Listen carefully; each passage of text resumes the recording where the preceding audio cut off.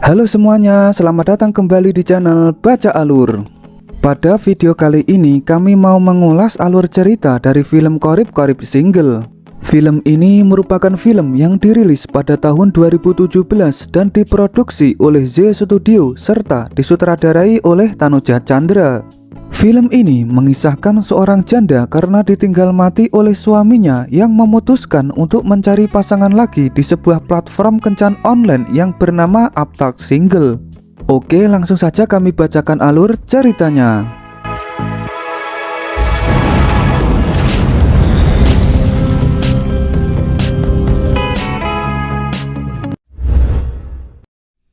Film diawali dengan diperlihatkan seorang wanita yang bernama Jaya Sasidaran.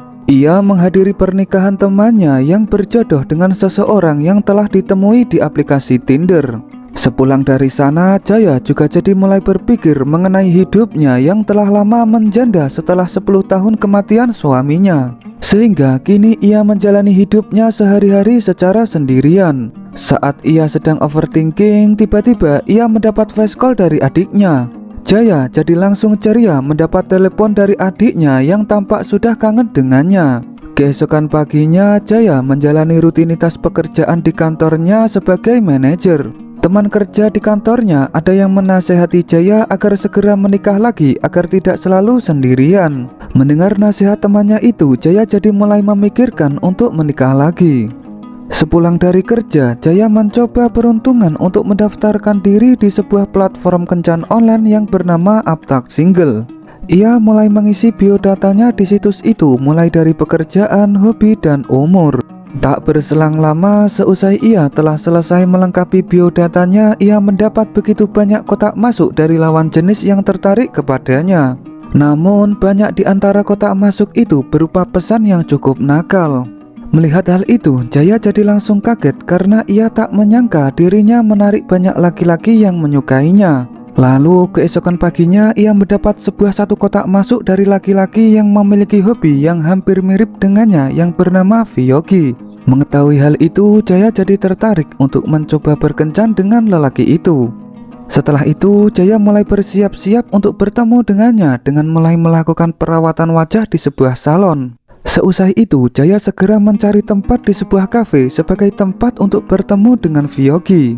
Setelah Jaya menanti cukup lama, ia jadi tidak yakin ia akan bertemu dengan Vyogi. Ia pun memutuskan untuk kembali pulang. Namun saat ia mau pulang, ia bertemu dengan Vyogi. Setelah itu, Vyogi mengajak Jaya untuk mulai ngobrol berdua di dalam kafe pada momen pertemuan pertamanya itu. Vyogi pun mulai berbahasa basi kepada Jaya dan menjelaskan mengenai kegiatannya sebagai seorang seniman pembuat syair puisi. Jaya pun menerangkan identitas dirinya yang merupakan seorang janda. Lalu untuk merayakan kencan pertama kalinya itu, Vyogi mengajak Jaya untuk makan enak di sebuah restoran bagus. Setelah itu mereka berdua pun mengakhiri pertemuan pertama kalinya untuk pulang ke rumah masing-masing. Saat dalam perjalanan pulang, Vyogi sempat memberikan sebuah tips absurd kepada Jaya untuk mencoba makan buah mangga muda dengan menyedotnya. Dan konyolnya keesokan harinya Jaya mencoba untuk mempraktekkannya. Tentu ia langsung muntah karena keasaman. Setelah itu ia kembali berkencan dengan Vyogi di kafe yang sama dengan kemarin. Jaya menceritakan bahwa sebelum ia memutuskan mau berkencan dengan Vyogi, ia mendapat begitu banyak inbox yang agak vulgar. Mendengar hal itu dengan nada bercanda, Vyogi menyuruh Jaya untuk mengerjainya balik. Setelah itu, Vyogi menceritakan bahwa hasil karya puisinya telah membuatnya memiliki 3 orang mantan. Mendengar hal itu, Jaya agak tidak percaya karena penampilan Vyogi yang setiap harinya seperti gelandangan dan terkesan absurd.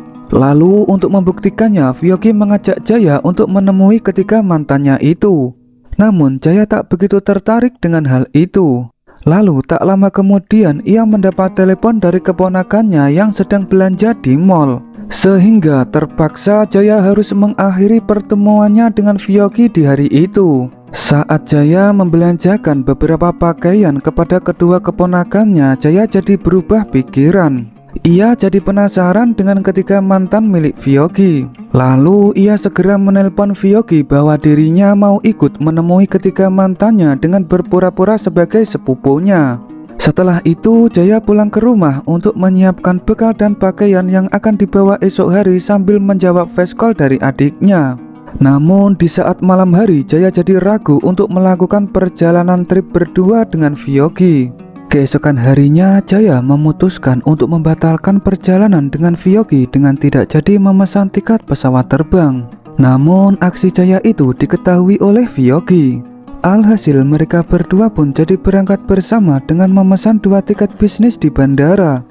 Tempat tujuan yang akan mereka berdua tuju adalah daerah Rishikesh. Namun saat mau berangkat Jaya jadi panik karena ternyata Vyogi hanya ingin naik pesawat kelas ekonomi. Sehingga terpaksa Jaya harus naik pesawat bisnis itu sendirian. Setibanya di sana Jaya menunggu kedatangan Vyogi di bandara Dehradun. Sambil menunggu Jaya mendapat panggilan video dari adiknya. Adiknya menuturkan kepada kakaknya agar segera menemukan pasangan yang cocok untuknya. Tak lama kemudian Vyogi menampakkan dirinya. Melihat hal itu Jaya segera menutup laptopnya kemudian segera melanjutkan perjalanan bersama Vyogi. Mereka berdua melanjutkan perjalanan ke daerah Rishikesh dengan menumpangi angkutan umum. Saat dalam perjalanan itu Vyogi memberitahu Jaya mengenai mantan pertamanya yang bernama Radha. Radha merupakan adik kelasnya sewaktu di kelas SMA. Mendengar cerita itu Jaya tampak tak begitu tertarik. Malahan ia lebih tertarik memandangi sungai Gangga yang sedang ia lewati. Lalu Vyogi mencoba meminta air minum kepada Jaya. Namun Jaya menuturkan bahwa dirinya tidak membagikan botol air minumnya kepada orang lain. Setelah itu Jaya mengajak Vyogi untuk beristirahat sejenak dan memesan hotel bintang 5 mengingat hari mulai malam. Mendengar hal itu Vyogi menyarankan untuk memesan hotel bintang 3 saja karena uangnya tidak begitu banyak. Mengetahui hal itu Jaya mengerti, kemudian ia memutuskan untuk memesan sebuah kos-kosan kecil di dekat sungai Gangga. Saat memesan kos-kosan kecil itu Jaya menanyakan sumber pendapatan Vyogi yang masih belum jelas karena karya puisinya belum begitu laku. Vyogi menjelaskan kepada Jaya bahwa sumber pendapatannya saat ini berasal dari royalti di sebuah perusahaan makanan. Mendengar hal itu Jaya cukup terkejut mengingat penampilan Vyogi yang seperti gelandangan. Jaya tak menyangka ternyata Vyogi memiliki jiwa bisnis. Keesokan paginya Jaya dan Vyogi bersantai di dekat sungai Gangga. Sambil bersantai Vyogi meneruskan ceritanya mengenai mantan pertamanya yang bernama Radha itu. Dulu Radha sangat menyukai Vyogi. Namun hubungannya kandas setelah ayah Radha menjodohkan Radha dengan orang lain. Sebelum sesaat Radha meninggalkan rumah, Radha menangis begitu keras merindukan Vyogi. Mendengar cerita itu Jaya jadi mulai bersimpati terhadap Vyogi. Setelah itu mereka berdua ikut berdoa bersama masyarakat sekitar di dekat sungai Gangga itu. Seusai itu mereka berdua kembali ke kos untuk segera tidur malam. Karena Vyogi agak kesusahan untuk tidur, ia iseng untuk menelpon Jaya lalu bercerita mengenai hantu. Namun Jaya tak takut dengan cerita itu dan tak lama kemudian Vyogi terlelap tidur. Keesokan paginya Vyogi telah menemukan rumah Radha. Melihat kedatangan Vyogi itu Radha langsung sangat senang. Ia pun segera keluar dari rumah kemudian menyambut Vyogi dan Jaya. Radha langsung menanyakan kabar Vyogi setelah sekian lama tidak bertemu. Setelah itu Radha mengajak Vyogi dan Jaya untuk menemui anak-anaknya beserta suaminya. Vyogi langsung beramah tamah dengan suami Radha itu. Seusai itu Radha mengajak semuanya untuk mencoba arung jeram di sepanjang sungai Gangga. Vyogi sempat tercebur ke dalam sungai itu. Melihat hal itu yang lainnya segera menolongnya. Seusai melakukan arung jeram mereka semua menghangatkan tubuh di pinggir sungai Gangga. Radha mencandai Vyogi untuk menyanyikan salah satu puisinya. Walau awalnya malu, Vyogi akhirnya terpaksa untuk melakukannya. Seusai itu, Jaya dan Vyogi kembali ke penginapan. Sebelum tidur, Jaya jadi memiliki ide untuk menyuruh Vyogi untuk mengupload hasil karya puisinya di internet agar bisa menghasilkan uang. Namun Vyogi tampak tak tertarik dengan hal itu karena ia lebih berminat untuk dicetak di sebuah buku. Dan tak lama kemudian Vyogi tertidur. Kali ini Jaya masuk ke dalam kamar Vyogi kemudian melepas ganggang telepon dari pipinya. Keesokan paginya ketika Vyogi sudah bangun dari tidurnya, ia mendengar Jaya yang sedang menyanyikan lagu yang kemarin malam ia nyanyikan. Vyogi jadi ingin mendengar lebih dekat di kamar Jaya dengan mulai menempelkan telinganya ke pintu kamar. Namun ternyata pintu kamar Jaya tidak terkunci dan kebetulan Jaya sedang mau ganti baju. Alhasil Jaya langsung sangat kaget. Ia jadi ngambek kepada Vyogi dan menyuruhnya untuk segera angkat kaki dari kamarnya. Seusai itu mereka berdua melanjutkan perjalanan untuk mencari mantan kedua Vyogi yang ada di daerah Alwar. Mereka berdua naik kereta uap tahun 1855 yang masuk di Guinness Book of World Records untuk ke daerah sana. Jaya sangat senang bisa menumpanginya karena hal itu merupakan pengalaman pertamanya dalam hidup. Kemudian Vyogi mencoba untuk memesan kebab roti kepada penjual kaki lima di stasiun kereta itu sambil menunggu jadwal pemberangkatan kereta. Namun seusai Vyogi memesan kebab roti, ia malah masuk ke kereta yang lain. Dan malangnya bersamaan dengan hal itu jadwal pemberangkatan kereta yang ditumpangi oleh Jaya juga telah dimulai. Jaya jadi langsung menelpon Vyogi untuk segera kembali. Vyogi jadi panik kemudian ia menjelaskan yang terjadi. Mengetahui hal itu, Jaya menyuruh Vyogi untuk meloncat saja dari kereta api yang telah salah ia masuki. Namun Vyogi tak memiliki keberanian untuk melakukannya, sehingga terpaksa Vyogi dan Jaya harus terpisah. Saat dalam kereta, Vyogi baru menyadari bahwa ia telah secara tak sengaja membawa laptop milik Jaya. Ia jadi kepo untuk membuka laptop itu. Dan secara mengagetkan ia langsung terhubung dengan voice call dengan adik Jaya yang selalu online. Melihat muka Vyogi itu, adik Jaya jadi mengira laptop kakaknya telah dicuri. Vyogi jadi langsung panik kemudian ia segera menutup laptop itu. Sementara itu Jaya telah sampai di daerah Alwar. Setibanya di sana ia bertemu dengan orang asing yang mengajaknya untuk pergi ke wisata Marga Satwa. Karena mood Jaya yang lagi jengkel terhadap perbuatan Vyogi, Jaya pun menerima ajakan orang asing itu. Jaya tampak sangat senang bisa bersenda gurau dengan orang itu. Sementara itu Vyogi segera mencari taksi untuk menyusul Jaya di daerah Alwar. Vyogi berkali-kali menghubungi Jaya namun Jaya mengabaikan panggilan itu. Hingga akhirnya Vyogi tak dapat menemukan keberadaan Jaya dan ia memutuskan untuk menunggu di suatu taman. Tak lama kemudian dari arah lain Jaya menampakkan dirinya yang tengah berpamitan untuk berpisah dengan orang asing yang baru saja ia temui. Melihat pemandangan itu Vyogi jadi cemburu terhadap Jaya, sehingga hubungan keduanya pun kini menjadi renggang. Jaya jadi berniat untuk kembali pulang saja. Namun saat ia memesan taksi untuk pulang, Vyogi masih mencoba untuk membujuknya agar tidak ngambek lagi. Lalu saat naik taksi itu, Vyogi menyindir Jaya yang merasa sok paling mengerti cinta karena sudah pernah menikah. Mendengar hal itu, Jaya jadi lebih ngambek lagi, kemudian ia meminta untuk turun. Jaya berniat pulang ke rumah dengan jalan kaki dengan terlebih dulu membeli obat tidur. Saat Vyogi mengejarnya, Jaya malah meluapkan ngambeknya itu dengan segera menelan obat tidur itu. Alhasil ia jadi agak mabuk. Saat dalam keadaan mabuk itu, Jaya sempat menceritakan mengenai suaminya yang bernama Manaf yang telah meninggal dunia. Melihat hal itu, Vyogi memutuskan untuk beristirahat sebentar dengan memesan sebuah hotel di daerah Alwar. Tak disangka saat mereka berdua memesan hotel di sana, mereka berdua bertemu dengan mantan Vyogi yang kedua yang bernama Anjali. Kini mantan Vyogi yang kedua itu tampak sangat cantik sampai-sampai Vyogi dan Jaya langsung dibuat takjub. Anjali langsung menghampiri Vyogi untuk menanyakan kabarnya setelah sekian lama tidak bertemu. Setelah itu mereka bertiga mengobrol santai di taman hotel itu dengan Jaya yang masih dalam keadaan mabuk. Anjali tampak bangga dengan penampilan Vyogi yang masih tampak sederhana dan tidak kaya. Jaya yang masih dalam keadaan mabuk itu ngelantur membisikkan Vyogi untuk memberitahu Anjali bahwa dirinya kini telah menjadi orang kaya dari penjualan karya puisinya. Vyogi terpaksa menyuruh memaklumi tindakan Jaya yang masih dalam keadaan mabuk itu. Ketika malam semakin larut, Vyogi mengantar Anjali ke kamar hotelnya. Jaya yang mulai tersadar dari mabuknya itu jadi kembali ngambek lagi melihat Anjali yang tampak masih romantis terhadap Vyogi.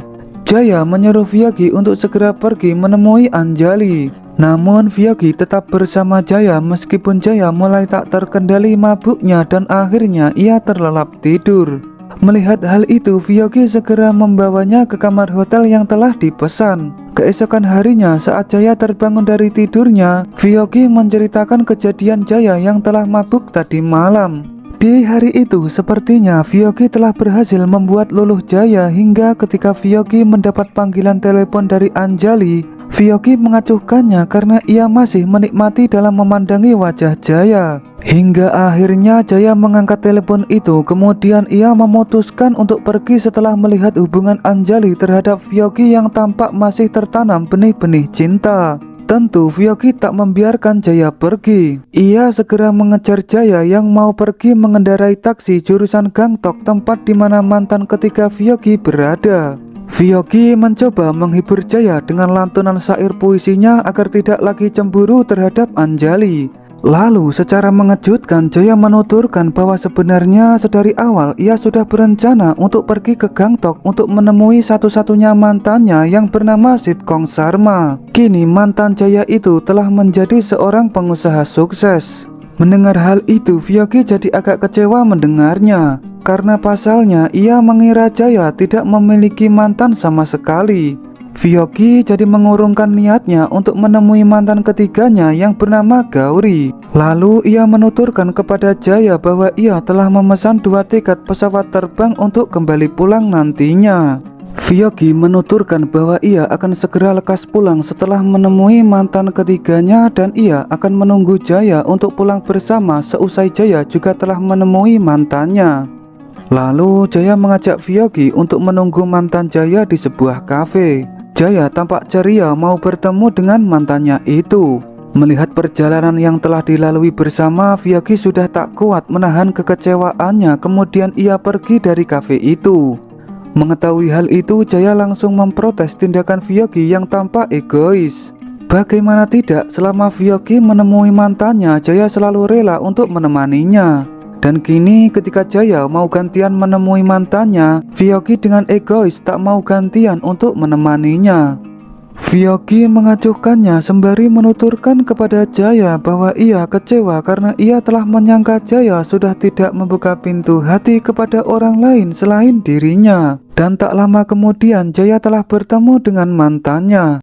Jaya memantapkan niatnya untuk balikan dengan mantannya itu sembari menghapus kata sandi HP-nya dengan nama suaminya. Jaya dan mantannya itu tampak sama-sama sangat senang bisa bertemu kembali. Setelah itu mereka berdua memulai untuk kencan di hari itu. Ternyata dari tadi Vyogi belum pergi cukup jauh dan ia terus memantau Jaya. Vyogi jadi sangat cemburu kepada Jaya karena telah balikan kepada mantannya. Vyogi hanya bisa meratapinya dari kejauhan. Lalu sebagai pelipur lara, Vyogi membuka kembali laptop milik Jaya. Setelah membuka laptop Jaya, Vyogi tak menyangka ternyata selama ini Jaya menyimpan koleksi karya-karya puisi Vyogi.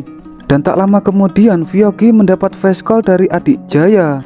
Lalu Vyogi menjelaskan kepada adiknya itu bahwa dirinya bukanlah pencuri laptop kakaknya. Vyogi lanjut menuturkan bahwa dirinya dan Jaya sedang berlibur bersama. Adik Jaya memberi nasihat kepada Vyogi untuk tidak mengecewakan kakaknya.